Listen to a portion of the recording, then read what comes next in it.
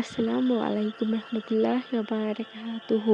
সুপ্রিয় আলোকিত পথের দর্শক মণ্ডলী, আশা করি মহান রব্বুল আলামিনের অশেষ দয়া ও মেহেরবানিতে আপনারা সবাই ভালো আছেন।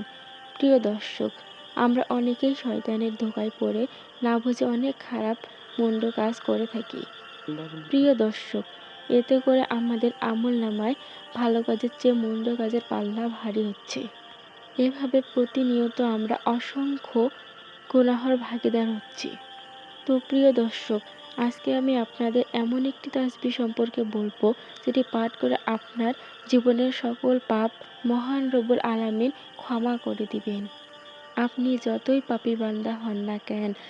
এবং এই সম্পর্কে রাসূলুল্লাহ সাল্লাল্লাহু আলাইহি সাল্লাম নিজে ইরশাদ করেছেন, যে ব্যক্তি প্রত্যেক নামাজের পর এই তাসবিহ ৩৩ বার পাঠ করবে, আল্লাহ তার সকল পাপ ক্ষমা করে দিবেন।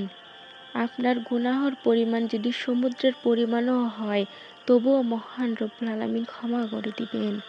তো প্রিয় দর্শক, তাসবিহটি হলো প্রত্যেক নামাজের পর ৩৩ বার সুবহানাল্লাহ, ৩৩ বার আলহামদুলিল্লাহ, ৩৩ বার আল্লাহু আকবার পাঠ করবেন।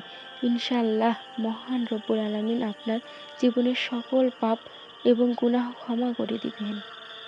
তো প্রিয় দর্শক, আসুন আমরা আজ থেকে এই তাসবিহটি প্রত্যেক নামাজের পর প্রতিনিয়ত পড়ব ইনশাআল্লাহ।